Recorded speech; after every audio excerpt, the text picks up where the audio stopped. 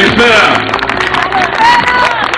Καλησπέρα σε όλους τους γνωστούς, σε όλους τους κανιδιώτες, σε όλους τους φίλους που σήμερα είναι εδώ για να ενώσουν μαζί με την Ερμιώνη το Πόρτο Χέλι, την Κοιλάδα, τα Δίδυμα, τον Ράδο και τον Λουκαΐτη που το ξέχασε στο πρόγραμμά του ο κ. Καμίζης,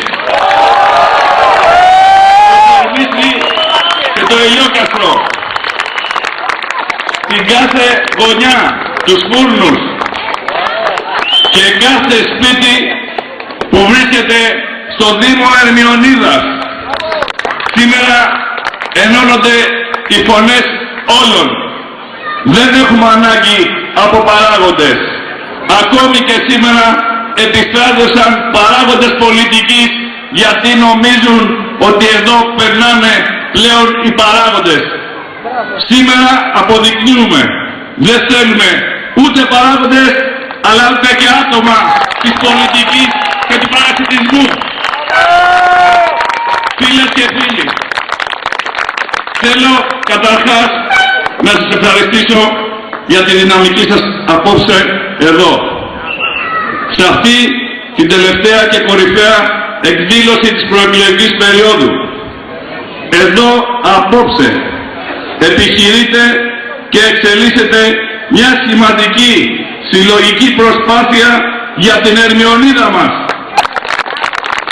Σήμερα γυρίζουμε σελίδα, ενώνουμε τις δυνάμεις μας, σβήνουμε τις διαχωριστικές γραμμές και προχωράμε όλοι μαζί μπροστά για το καλό του τόπου και μόνο.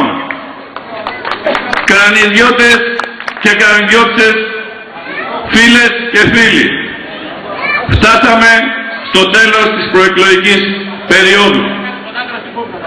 Σε 3 μέρες από σήμερα θα κληθούμε να πάρουμε γενναίες αποφάσεις. Την 1η Ιανουαρίου ξεκινά μια καινούρια περίοδος για τον τόπο μας και για σας τους ίδιους. Εφαρμόζεται μια νέα διοικητική μεταρρύθμιση, ο Καλλικράτης. Μια μεταρρύθμιση που έρχεται να εφαρμοστεί στη χειρότερη καμπή της χώρας μας με τα πολεμικά. Με τη μεταρρύθμιση Καλλικράτη, φίλες και φίλοι, καλούμαστε να συνενωθούμε με τον όμορο Δήμο Ερμιώνης. Ένα Δήμο που έχει τα ίδια χαρακτηριστικά, μορφολογικά, γεωγραφικά, κοινωνικά και οικονομικά. Έχει τις ίδιες ανάγκες σε τουριστικές υποδομές, τις ίδιες ανάγκες σε προγράμματα για τους αγρότες, τους κτηνοτρόφους, τους εμπόρους και τους επιχειρηματίες. Και κυρίως έχει τις ίδιες ανάγκες για ανάπτυξη. Νομίζω ότι η επιτυχία της συνένωσης αυτής είναι στο χέρι μας να πετύχει. Πρώτα απ' όλα πρέπει να ενωθούμε ψυχικά. Να αποβάλουμε μια για πάντα αγκυλώσεις του παρελθόντος, στήρους, ανταγωνισμούς και αντιπαραθέσεις και κυρίως αντιπαλότητες. Πρέπει ό,τι μας φοβίζει να μην γίνει εμπόδιο αλλά ευκαιρία για υπέρβαση. Ό,τι μας χωρίζει να γίνει η συγκολητική ουσία που θα μας ενώσει άρρηκτα. Σαν Δημοτική Αρχή ανοίξαμε και λειτουργήσαμε όλα τα δημοτικά καταστήματα, τα οποία 8 χρόνια ο κύριος Καμιζής τα κρατούσε κλειστά. Αποδείξαμε ότι αντιμετωπίσαμε ισόρροπα όλα τα διαμερίσματα του Δήμου μας, με αποτέλεσμα να λύσουμε προβλήματα που χρόνιζαν σε καθένα από αυτά. Ο μεγάλος στόχος μας είναι ο νέος Δήμος Ερμιονίδας να είναι ένας Δήμος ευρωπαϊκός, ανταγωνιστικός και οικονομικά αυτόνομος. Αυτό είναι το μεγάλο στοίχημα που εμείς καλούμαστε να το κερδίσουμε και θα το κερδίσουμε.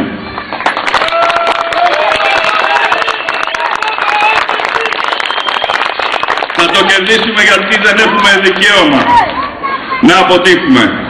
Το οφείλουμε στα παιδιά μας και στις γενιές που έρχονται.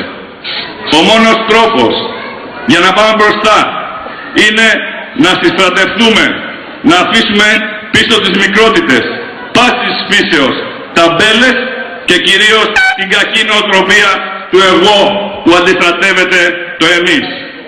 Και σε ό,τι μας αφορά, εμάς, τόσο εγώ αλλά όσο και οι συνεργάτες μου, θα το πετύχουμε. Άλλωστε, αδιάψευστος μάρτυρας είναι η λειτουργία μας στο Δήμο μέχρι σήμερα. Η δημοτική συνεργασία ανάπτυξης τότε, ο συνδυασμός μας, όταν ανέλαβε τη διοίκηση του Δήμου Κρανιδίου, ήξερε καλά το σχέδιο της μεταρρύθμισης που θα ακολουθούσε. Βάσει αυτού και αυτής της προοπτικής διοικήσαμε το Δήμο και είμαστε στην παρήφανη θέση σήμερα να καυχηθούμε για τα έργα που επιτελέσαμε. Όμως, βρεθήκαμε μέσα σε ένα τελείως εχθρικό και παρασκηνιακό περιβάλλον. Μπορέσαμε και φτιάξαμε πάρα πολλά. Με καθημερινό πόλεμο, από την πρώτη μέρα που δεχόμαστε από μια ακέφαλη αντιπολίτευση, που ο αρχηγός της την επόμενη μέρα των εκλογών λιποτάχτησε και προτίμησε τον πόλεμο των χαρακομμάτων.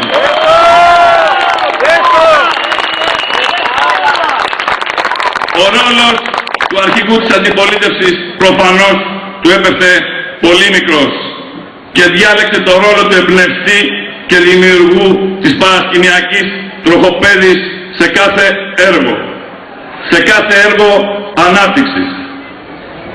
Ο ίδιος άνθρωπος, εάν είχε συναίσθηση της πολιτικής του λειτουργίας και συμπεριφοράς, δεν θα ζητούσε από τους κανονιώτες χθες το βράδυ σε αυτή την πλατεία την ψήφο.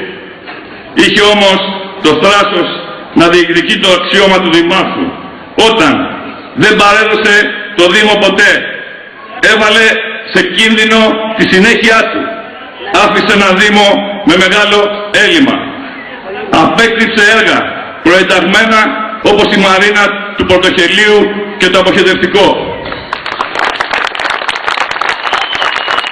και διεκδικεί ξανά το Δήμο με ψέματα, συκοφαντίες και με προσωπικές επιθέσεις σαν αυτές που επικαλείται για το έργο της αποχέτευσης του δεματοποιητή, το τουριστικό καταφύγιο και όλα όσα καταφέραμε να κάνουμε με πολύ πόλεμο, με πολύ λάθη και κυρίως με πολύ έντονο παρασκήνιο και καταγγελίες. Ο ίδιος άνθρωπος διεκδικεί ξανά με καπηλίες όρων όπως αυτός του πατριωτισμού, με εμπάθεια και μυσαλλοδοξία, με διαστρεβλώσεις και με πολλά ψέματα. Πατριωτισμός, κύριε Καμιζή, δεν σημαίνει διχασμός των πολιτών σε δικούς μας και μη, σε ντόπιους και ξένους, σε καθαρούς και μοιάσματα, σε πρόβατα και ερήφια. Πατριωτισμός σημαίνει αποδοχή της βούλησης του λαού, αποδοχή του αποτελέσματος των εκλογών, κυρίως υπεράσπιση των συμφερόντων του από όποια θέση ο λαός μας τοποθετεί. Αυτό που υιοθετείτε εσείς και το βάλατε διάπλατα στον τίτλο της παράταξής σας δεν είναι πατριωτισμός. Είναι ελιτισμός, είναι ολιγαρχία, είναι παράνοια.